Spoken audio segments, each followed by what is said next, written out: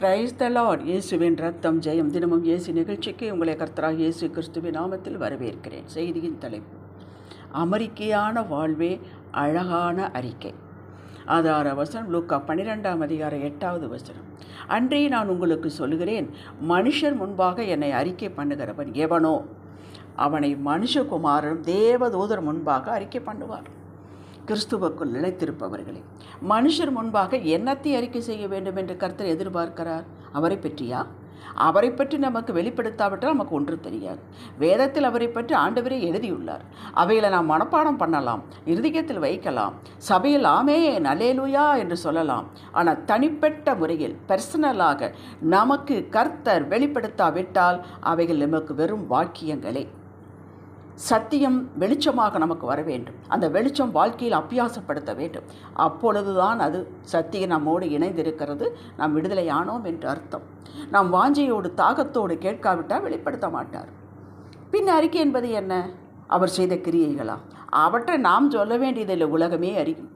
சங்கீதம் 19:1 சொல்லுகிறது, வானங்கள் தேவனுடைய மகிமையை வெளிப்படுத்துகிறது, ஆகாய விரிவு அவருடைய கரங்களின் கிரியை அறிவிக்கிறது. கேட்டீர்களா? இதை யாரும் மறைக்க முடியாது. அவைகள் இரவும் பகலும் பேச்சின்றி அறிக்கை செய்து கொண்டிருக்கின்றன. உங்கள் சரீரத்தை பாருங்கள், எத்தனை ஆச்சரியமானவர் என்று சொல்லாமல் அறிக்கை செய்கிறது. பின் என்னதான் அறிக்கை செய்ய சொல்லுகிறார்? லூக்கா 12ஆம் அதிகாரம் 1-7 வரை தியானத்தோடு வாசியுங்கள், புரியும். 2 வார்த்தைகள் கொடுக்கிறார்: பயப்படாதிருங்கள், பயப்படுங்கள் என்று. இன்னும் முரணாக இருக்கிறதே. மனுஷருக்கு பயப்படாதிருங்கள், இவனால் உங்களை ஒன்றும் செய்ய முடியாது. கர்த்தருக்கு பயப்படுங்கள். கர்த்தருக்கு பயப்படுவதற்கு வாழ்வு உண்டு. கர்த்தர் சர்வ வல்லமையுள்ளவர்.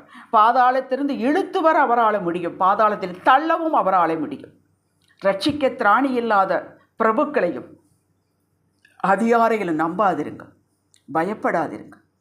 இவர்கள் கொடுப்பேன், செய்வேன், வருவேன், விடுவிப்பேன் என்பார்கள், பிராமிஸ் பண்ணுவார்கள், செய்ய மாட்டார்கள். மாறுபாடாக இருதயம் உள்ளவர்கள். ஒன்று இவர்களால் முடியாமல் போகலாம், அல்லது முடிந்து இருந்து வேண்டுமென்றே செய்யாமல் இருக்கலாம். இதான் மனிதர்கள். இவர்கள் வார்த்தையில் வெறும் வார்த்தைகளை கடந்து ஓடுகிற தண்ணீரில் தான் இதை எழுதி வைக்க வேண்டும். ஏன் இவ்வாறு கோடிட்டு திடமாக பேசுகிறார் என்றால், அன்றும் சரி இன்றும் சரி மக்கள், உலக மக்களில் அலங்காரமான வார்த்தைக்கு சீக்கிரமாக மனிதர்கள் சாய்ந்து விடுகிறார்கள். மாயையை பின்பற்றுகிறார்கள். மாயை என்று தெரிந்தும் பின்பற்றுகிறார்கள். நாம் அவரை பற்றியோ அவரது செயல்பாடுகளை பற்றியோ அறிக்கை செய்ய வேண்டியதில்லை. சங்கீதம் 104, 105 வாசித்து பாருங்கள். பூமியும் அதில் உள்ள யாவும் இரவும் பகலும் அறிக்கை செய்து கொண்டிருக்கின்றன. நாம் என்ன அறிக்கை செய்கிறோம்? பயப்பட வேண்டாம் என்பதற்கும் பயப்படுங்கள் என்பதற்கும் நாம் கீழ்ப்படிந்து செயல்பட வேண்டும் என்று எதிர்பார்க்கிறார். நமது வாயின் வார்த்தையினாலே பயப்படுகிறேன் கர்த்தாவே என்பதையோ, மனிதர்களுக்கு பயப்பட மாட்டேன் தகப்பனே என்பதையோ அவர் எதிர்பார்க்கவில்லை. என நம்முடைய வாயின் வார்த்தைகளும் அப்படித்தான் நடக்கிறது, நடக்காமலும் போகிறது. வாழ்க்கையிலே அதை அபியாசப்படுத்துகிறோமா? நமது வாழ்வு பேச வேண்டும், நமது சாட்சி அறிக்கை செய்ய வேண்டும். நாம் ஒன்று பேச வேண்டாம். நம்மை பார்ப்பவர்கள், குடும்பத்தினர், உறவினர், சபையிலே சக விசுவாசிகள், நண்பர்கள், நம்மோடு வேலை பார்ப்பவர்கள், நமக்கு அறிமுகமான யாவரும் சொல்ல வேண்டும். எப்படி? இந்த மனுஷன், இந்த மனுஷி தெய்வத்திற்கு பயப்படுகிறவள், நல்லது கெட்டத்திற்கு பயப்படுகிறவர்கள், நீதிக்கு பயப்படுகிறவர்கள், தீமைக்கு விலகி போய்விடுவார்கள், கர்த்தருக்காகவும் அவருடைய வார்த்தைகளுக்காக வைராக்கியமாக நிற்பவர்கள், உயிரே போனாலும் தங்களது குறிக்கோளை தேவன் வகுத்த வழியிலிருந்து விலகாதவர்கள், கோடி பணம் கொடுத்தாலும் மனதார பொய் சொல்லாதவர்கள், லாபத்திற்கு சத்தியத்தை விற்காதவர்கள், பொருளாசை இல்லாதவர்கள் என்று நம்மை பற்றி சாட்சி அறிக்கை எழும்ப வேண்டும் வெளியிலே. இதற்கு நாம் சத்தியத்தின்படி வாழ்ந்தால் போதும். என்னை பற்றி இப்படி சொல்லுங்கள் என்று சொல்ல வேண்டிய அவசியமும் இல்லை. நமது வாழ்வே நமது அறிக்கை, நமது செய்தி. பழைய ஏற்பாட்டு பரிசுத்தவான்கள், புதிய ஏற்பாட்டு பரிசுத்தவான்கள், இவர்களின் வாழ்வே அறிக்கை. என்ன அறிக்கை? தேவனுக்கு பயந்து பொல்லாப்புக்கு விலகினவர்கள், விசுவாசத்தில் உறுதியாயிருந்தவர்கள், மனிதர்கள் முன்பாக தைரியமாக நின்றவர்கள் என்று. ஆபிரகாம் ஆதியாகமம் 14ஆம் அதிகாரம் 22, 23 வசனங்களை படித்து பாருங்கள். சோதோமின் ராஜாவை பார்த்து, நீ என்னை உயர்த்த வேண்டாம், வானத்தையும் பூமியை உடையவராகி உன்னதமான தேவனுக்கு முன்பாக இதோ என் கையில் உயர்த்துவேன் என்று அவன் கொடுத்த ஐஸ்வர்யத்தை ஆபிரகாம் தொடவில்லை. நீ என்னை பணக்காரன் ஆக்க என்று வேண்டாம் என்று விட்டான். ஈசாக்கை பலிகொடைக்க சென்றான், ஆயத்தம் பண்ணினான், யாரிடமும் சொல்லவில்லை. இது அறிக்கை. தன்னுடைய கீழ்ப்படிதலை காட்டினான், தனது விசுவாசத்தை காட்டினான். யோசேப்பு தன்னை கர்த்தர் சதாகாலமும் பார்த்து கொண்டிருக்கிறார் என்று அவனுடைய உள்ளத்துக்கு ஒரு திண்ணக்கமான எண்ணம். ஆகையால் பொல்லாப்புக்கு விலகி ஓடினான். இது அறிக்கை. தானியேல் இவரது நண்பர்கள் உயிரே போனாலும் அதை பற்றி எங்களுக்கு கவலை இல்லை, மனிதர்களையோ மனிதர்கள் வைத்த சிலையோ வணங்க மாட்டோம், தேவனை மாத்திரம் வணங்குவோம் என்று சோதனைக்கு நின்றார்கள். இது அறிக்கை. புதிய ஏற்பாட்டில் பவுல், ஸ்தேவான், இன்னும் ஏராளமானோர் இயேசுவுக்காகவும் அவருடைய மீட்பின் சத்தியத்திற்காகவும் பயப்படாமல் நின்றார்கள்.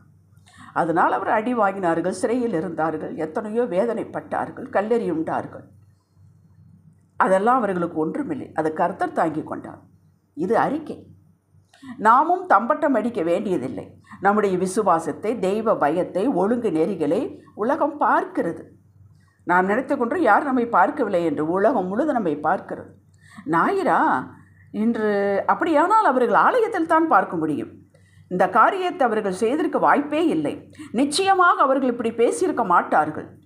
இதோ நான் இன்று சத்தியத்தில் நிற்கிறேன் என்றால் அவர்கள் என்னை வழிநடத்தினது. இதோ என் பிள்ளை இன்று உயர்ந்த நிலையில் இருக்கிறான் என்றால் சரியான நேரத்தில் படிப்பிற்கு உதவி செய்தார்கள். இதோ இதோ என்று உலகத்தில் இருப்பவர்கள் இப்படி நம்மை பற்றி சாட்சி கொடுக்க வேண்டும், எழுப்ப வேண்டும்.